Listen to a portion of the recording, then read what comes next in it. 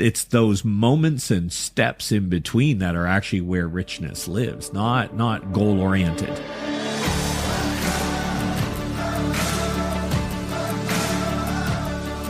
Welcome to the Living Richly podcast. My name is Rob Dale, and I'm here with my great friends Eric Deschamps and Trevor Munven. We are going to be talking about how to live your best life. The real question to maybe start out with is, what the heck are two ex-preachers and a farmer doing talking about living richly and living your best life? We've done a lot of stuff together over the years. We have enjoyed some success in business. Our friendship is great, right? Let's check again at the end. What has taken us on this journey to where we are launching this podcast now? Well, I think there have been a number of things that have contributed to the story that's unfolded. And I think it culminated in a time we were away on a regular offsite for the business. And we began to talk about what we were experiencing personally, what we were experiencing in business, our story to date. And the question was raised: what does it mean to live our best life? What does it mean to live richly? And I think each of us began to wrestle with that question individually. I know for me, the question began to haunt me, but in the best kind of possible way. Just and in some ways, the worst kind. In the worst kind of way, because it caused me to really reflect on something I'd really never really thought of. I'd never really considered what does my best life look like from that perspective. And then we began to unpack it together. We began to talk about it regularly. We began to meet, I think, monthly for dinner and talk about what does that mean for you and what does it look like? Where are you at in that journey? And then we find ourselves here feeling like we've learned some things, still have a world of learning to do along this front, but feel that we've got some things to share. Yeah, right?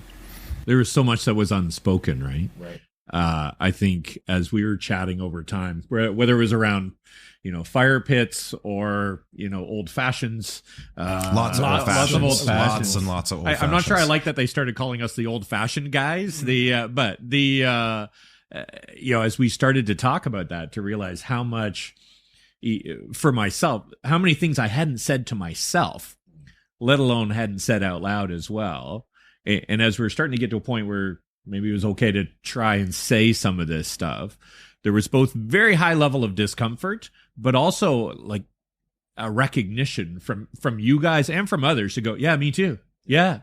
And you realize all of a sudden this isn't quite so lonely an experience as maybe, certainly for me, that I thought it was. I thought like, I'm the only one in the world going through this. And people go, you're not the only one. And you go, yeah, I know. But like, this voice in you kind of going, the right answers to say, I know, but it still feels so singular, right? And to work its way through. And it seems like when you think of living richly, when you think of living your best life, all of the kind of language that we use around that, I know when we started that conversation, it was so foggy. Almost the reason a lot of people don't start on a journey of trying to figure out what that is because it just seems so big.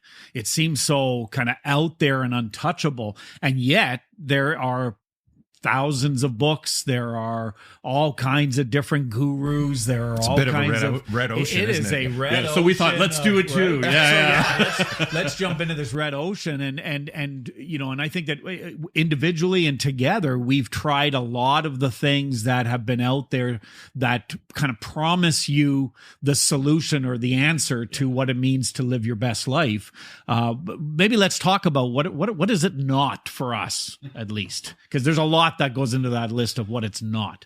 Absolutely. I mean, it's definitely not quick fixes. It's not no easy button, no easy formulas. There's so much of that that's promised online these days. So much, 1, 2, 3 solutions, quick fixes, life hacks. That's not what this is going to be about. Right.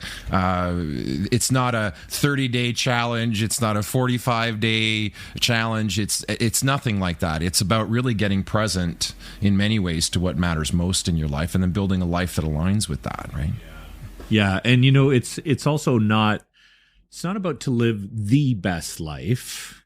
It's to live my best life, which is not yours or anybody else's. Like in that case, like in that situation, it is very singular. Like it is about what do I need in mind, and to set aside all of the notions about what should your best life be, and to actually kind of grab on to say, listen, I don't really care. I've tried to please everyone, trying to live a life that they're all going to love, and that hasn't worked. So to start to say, what does it look like for me? So we get to set aside perfectionism. We get to set aside, you must be the very best, or it's not enough, because you find out even if you do, it still isn't. Yeah. Right. And so to really kind of ground into the fact that even with, you talk about the bookshelves and all that stuff out there, I trust everybody's intent. I think they're trying to help. But I think we're starting to see there's some pieces that don't line up in that. And so it's to say, how do I align those things, right? Taking better control of your nutrition is not a bad thing.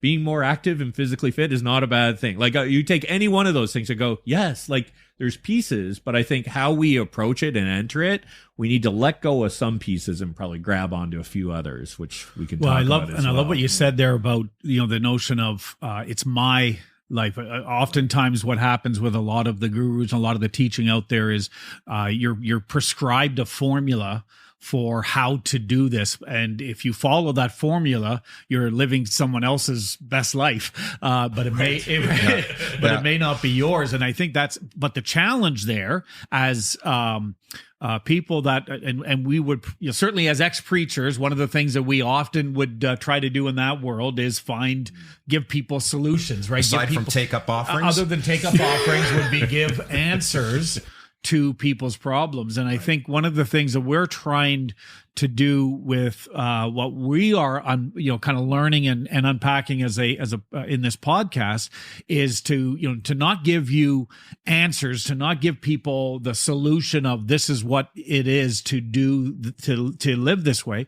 But here's a blueprint. Here's a model that might help you figure out those answers for yourself. Yeah, a framework, right? Questions that a person can wrestle with to figure out what living richly means to me. Because it's going to look different for everybody, yet I believe there's some common elements, some common components, ingredients, so to speak, that we will all share to some degree that make up living your best life. Yeah.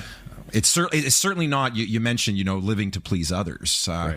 It ain't that. It ain't that. I mean, living to please others, living under obligation of I should be this way, I should be doing this, I should be doing that.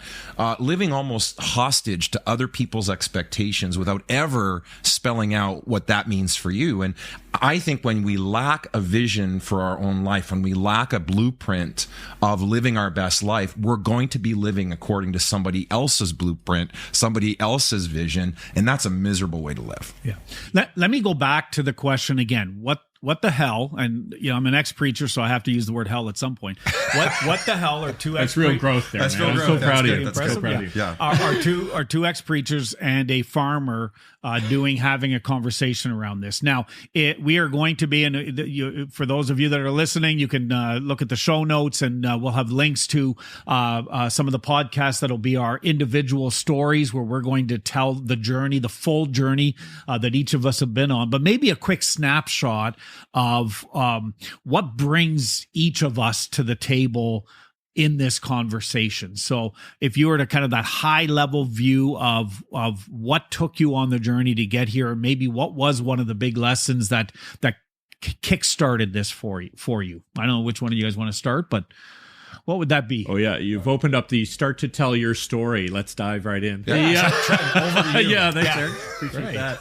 Yeah. Well, in fairness, I'm barely a farmer. This is new. In fairness, for a lot of years, people told me I was barely a farmer, so we're on the same page. All right, good. We're good. So this is a new experience for us as well. I think have had a chance to do all kinds of things in life, and I think it reflects a kind of searching. And I think at the heart of it for me, there was such a period of kind of stuckness and waiting, as if something was supposed to happen externally to prompt things to happen internally.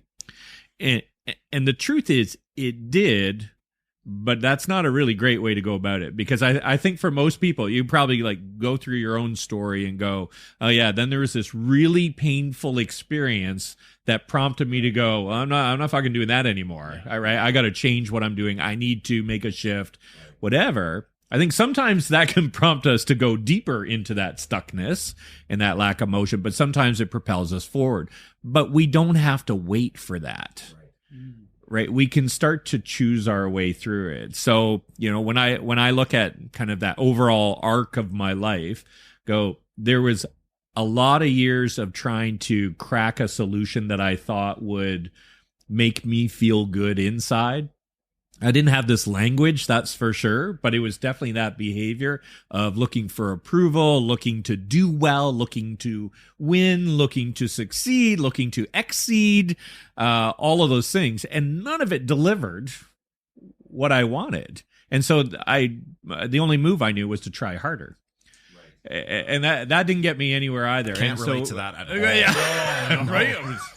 Big news flash here, right? Like, it's like, and so it's being, you know, for me, it was to really experience that fully and go, okay, things have to change, but then encounter my own resistance, my resistance to me, where one part of me knows this has got to shift, and this other part of me is hanging on for dear life out of fear of the unfamiliar.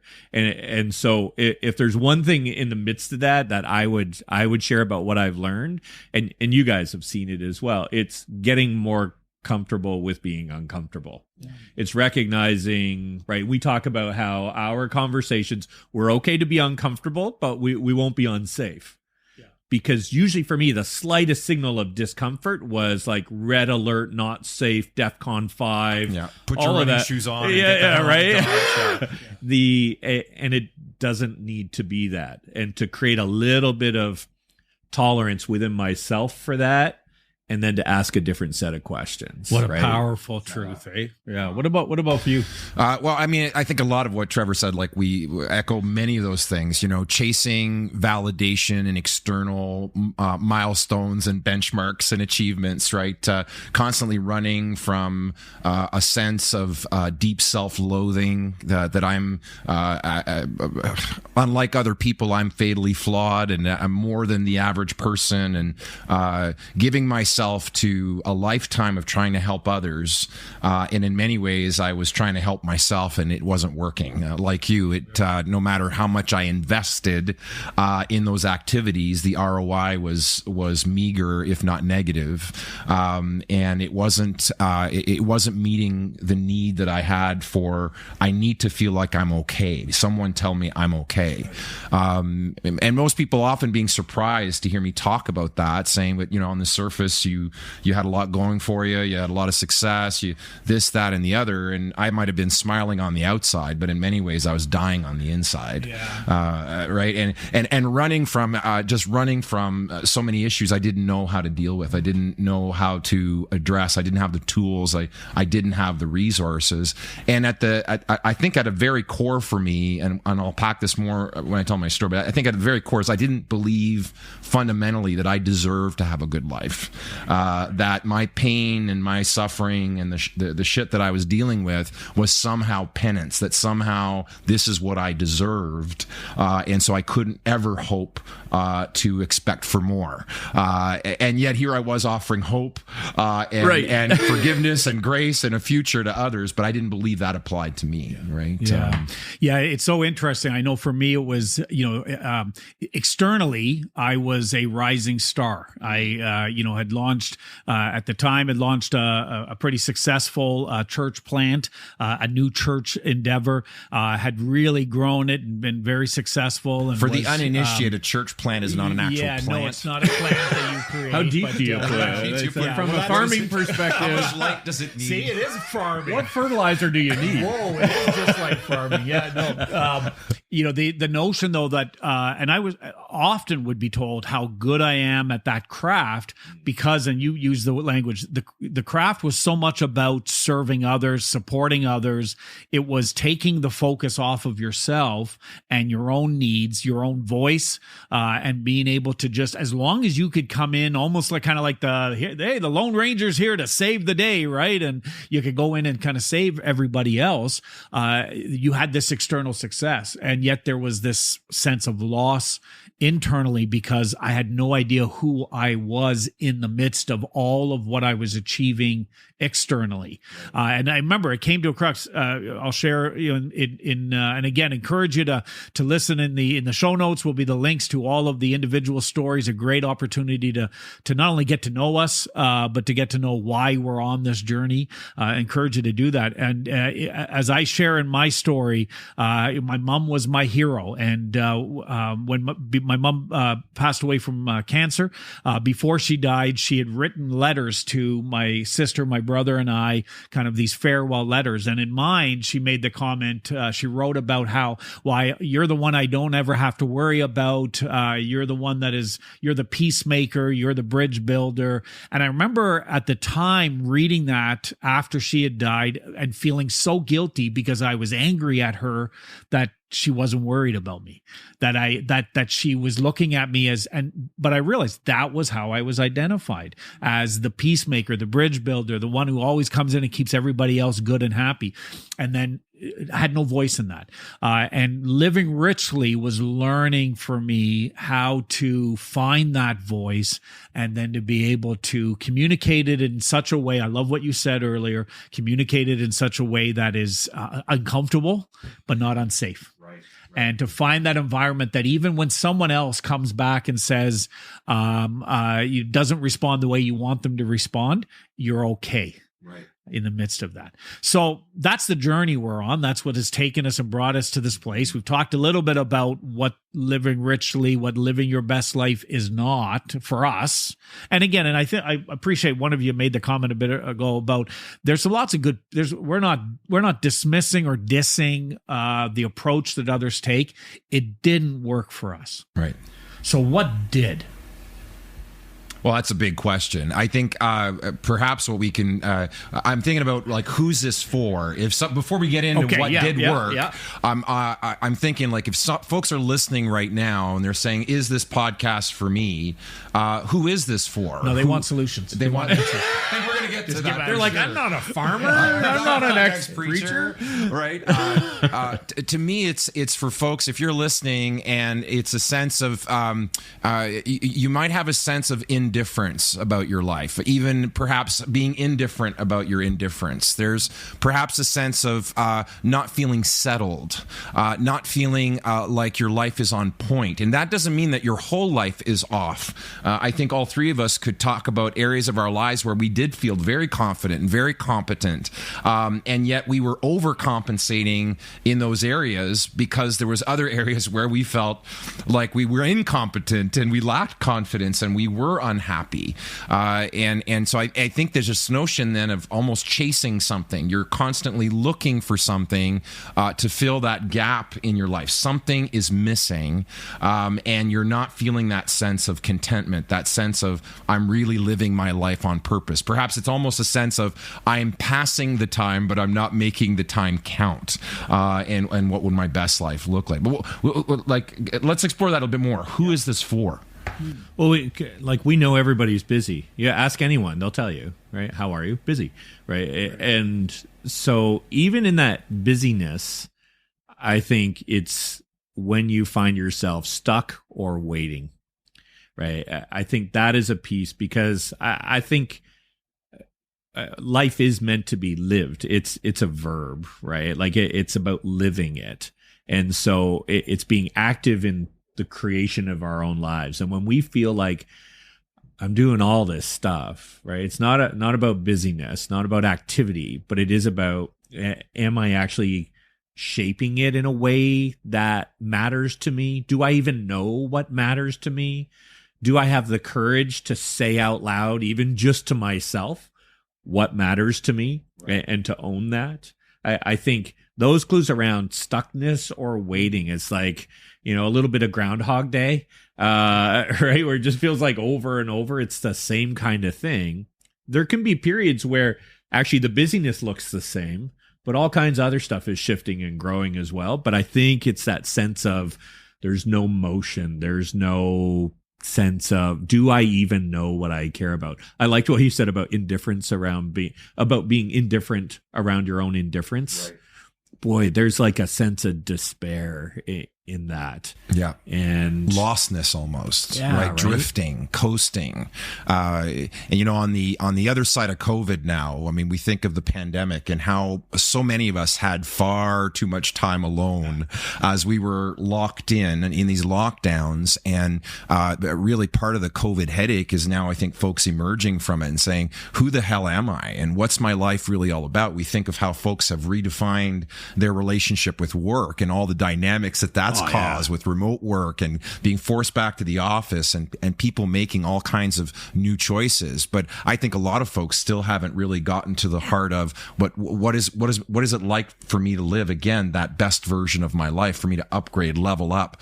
What does that mean? A great article, and we were talking about it earlier, that came out during the pandemic. I think it was this year or late last year in the New York Times, and they talked about this mental health model from depression at one end of the continuum to languishing on the other end. And of course, depression is where you're despondent, where you're there's really very little hope.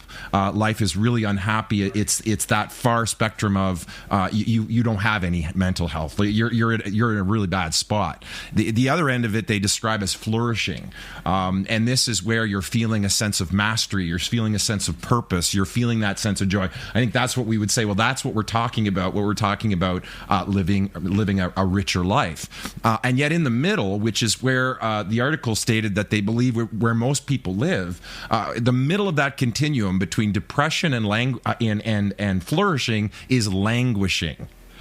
Think about that for a second. Languishing. I think there's a lot of folks that are languishing. Their lives have grown to some degree almost dull. And by dull, I don't just mean boring. I mean they're missing out on so much of what life has to offer, and experience, I think, moments from time to time. And I would say I think we've all experienced this, where you have moments of purpose, moments of great joy, moments of happiness, and yet those things get swallowed up, it seems, by the black hole of not really knowing what my life is all about and where I'm going. Well, and what happens often, I think you mentioned about rethinking work.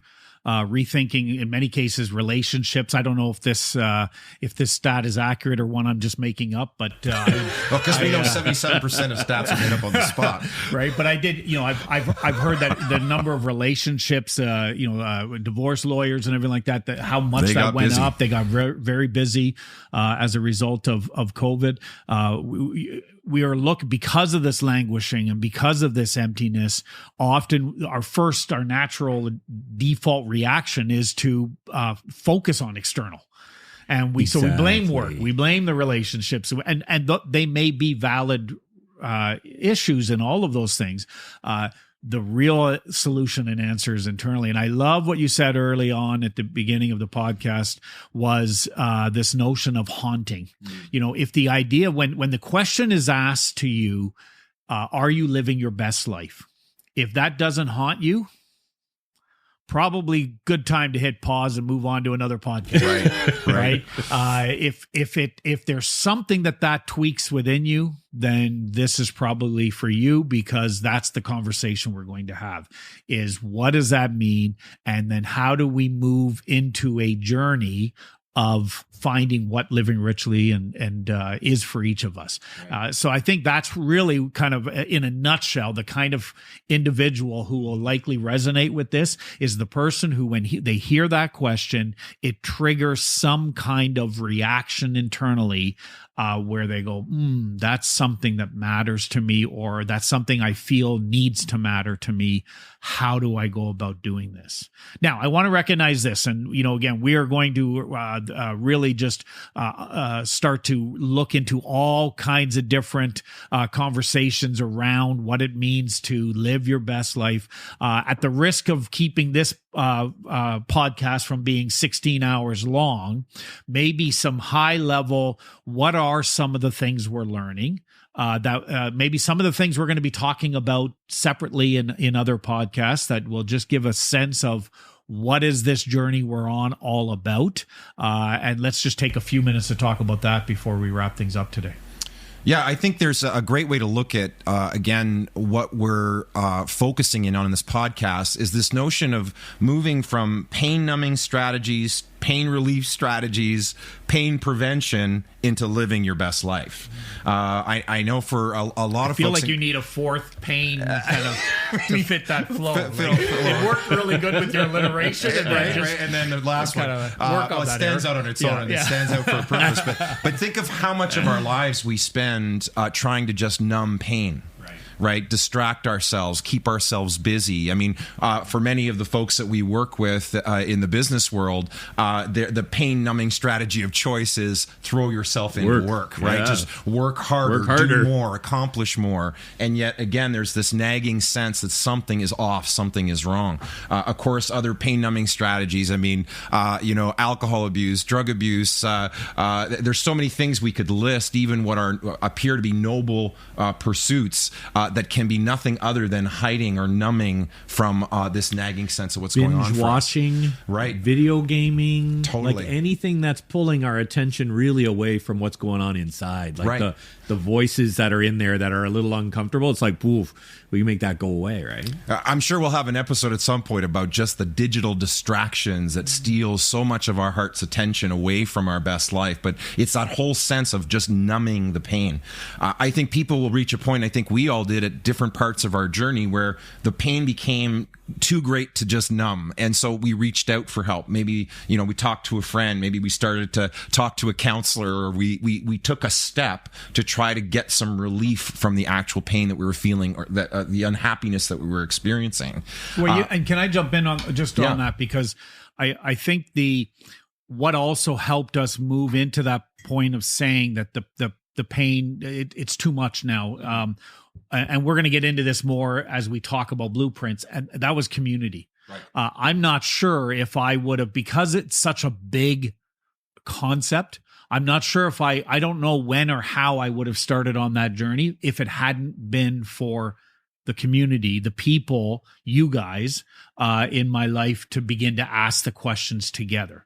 Right. And so I agree with you that in some cases it's just the individual comes to that point saying enough sometimes, and it's around who's your circle of people around you, because they may ask, hey, is it enough? So I just to cut you off there, but I think it's important. I think what's going to be clear in our messaging around this and in our experiences, you can't do this alone, right?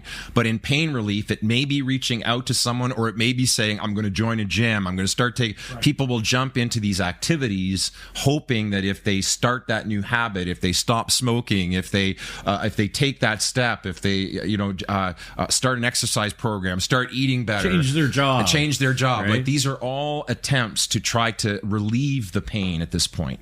And hopefully you experience a measure of that. I think you then move into pain prevention. This is where you're moving into now wellness, or what we talk about wellness, where you're integrating habits into your life on a more regular basis to stay healthier. It's like, think of in the health sector, preventative care versus reactive care.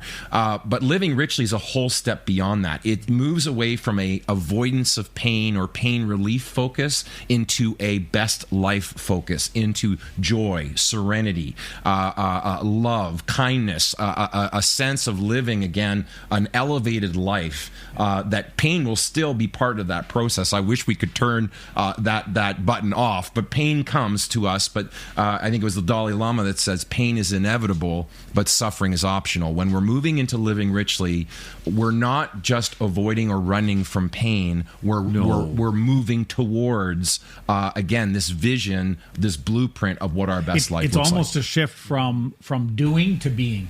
Exactly. That's a great way to put it. Right? It's that idea that we stop doing all these things and we start becoming that richer self, right? Whatever that is for each of us, right?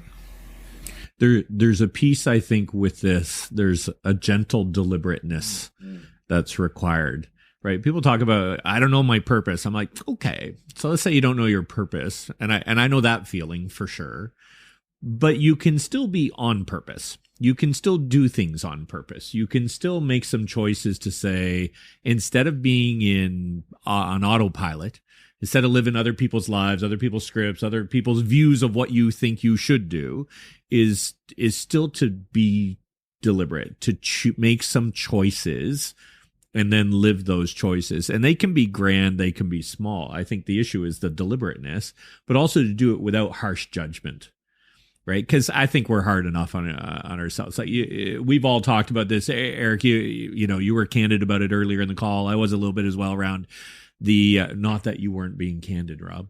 The about the things we were saying to ourselves, that we weren't worthy, that we didn't deserve it. We've got these really harsh voices, and I think to do this from a posture of gentleness, but also being very real about where we are and owning all of it, so that then we can start to actually deliberately choose some things. If, I can look back for me, and I know for others as well, they're kind of waiting. And so it's a passive exercise of, okay, I know it's going to come at some point. Right. Maybe this birthday, maybe this anniversary, maybe this special day, whatever, and it doesn't come. And so there's that act of choosing deliberately to say, what do I need to introduce here? And then to your point, like that kind of emerge around that being as opposed to just doing. Being is an expression of purpose. Right. And self and who you are, so that action isn't just a response to, I need to get away from that. Right. There's the move away part, but what are you moving towards?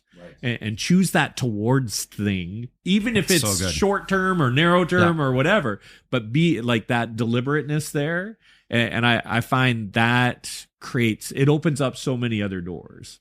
Right. And you guys have helped me do that. I've seen you guys do that. I've seen some, we'll talk about this later, but some huge leaps as well. Like sometimes it's incremental. And sometimes there's these massive shifts that happen.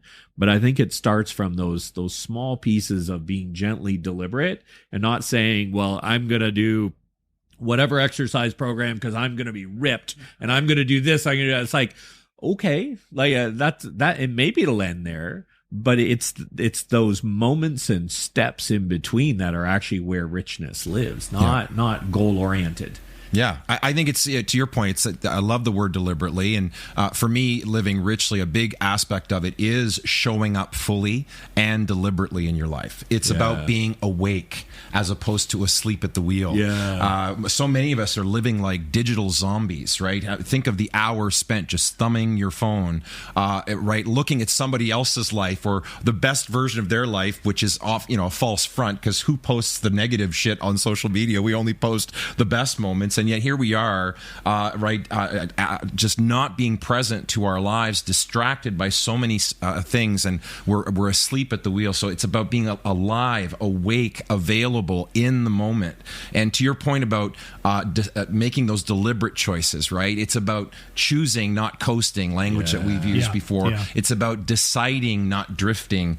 One author called it, he blended the words visioning and engineering together to call it visioneering. Right. It's almost this sense of visioneering your life, creating and crafting a vision of what your best life looks like, and then deliberately beginning to make those choices slowly by slowly, little by little, building a life that supports that vision. But that's showing up fully and deliberately on purpose and not waiting.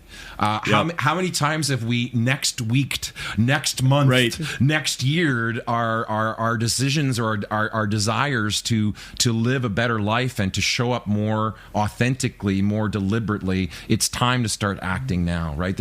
Stop waiting, I think, is something we've talked about so people often. going, I'll wait till Monday. I'm like, what's Monday? Like it's as you say, like they're looking for the milestone birthday, the New Year's, I think the I'll stay in solstice, this pain and discomfort for another day. Why not define right now this moment and fill it with meaning? Because that was the moment where you decided to start moving into your life, as opposed to say, New Year's will be the day I do that, or on my 50th birthday I'll do that, or my 25th birthday, or what. You don't need to wait, right? Like I love what you say around that. Like it's so important, and it resonates so deeply for me because I waited so long, right? So long. I'm like, oh, don't do it, please don't do it. Right. I'm excited. Yeah. I'm excited about the journey that we are taking together individually. And I want to invite all of you to join us on this journey. We talk about this as a conversation, and a conversation means we want you to be included in that conversation. We want you to participate in the conversation with us. And we want to just encourage you to do that. The first thing you can do in order to really engage with us and with this podcast is subscribe and be able to do that so that you don't miss any of the podcasts as they come out. I encourage you to be able to check out the ones that are already available. But we are going to be continuing to learn and discover on this journey openly and publicly, and we invite you to participate in that. What else do we want to encourage people to do? Well, I think, as we feel in ourselves that like this, as this stuff starts to resonate, we can also probably recognize it in some people around us, right? And so with you two guys, like in some ways we landed on kind of the same set of questions at the same time, and I don't know who started talking, but one of us started talking around it, and there was that recognition of me too. Yeah. And there's that notion that doing this alone is, I don't know, it might be impossible, maybe not, but I think it's real hard, and it's unnecessarily hard. So I would say the second thing you can do is find somebody to just share this with. So yeah, if you want to share the podcast, but share the experience, share the conversation, share the thing that resonated for you. That is really valuable. Bring someone with you and someone to like walk through this together. You can walk through it with us for sure. We want to do that, but you probably know someone who also needs that. So I would say bring them too. Yeah, and in the same spirit, we're going to be creating all kinds of experiences, providing tools and resources, providing opportunities for folks who really want to level up their life and take this to the next level, whether that be one-to-one coaching support, whether it be a group type environment, or tools and resources available just to help you navigate this journey. You can go to livingrichley.me/act, and you'll find everything you need there. Awesome. Hey, listen, guys, every one of these conversations that I've had with you is always so enriching, and I appreciate so much the insight that you bring to my life. And for all of you that are listening, thank you for participating by being a part of this podcast today, and we certainly encourage you to listen in on more of them. Thank you so much.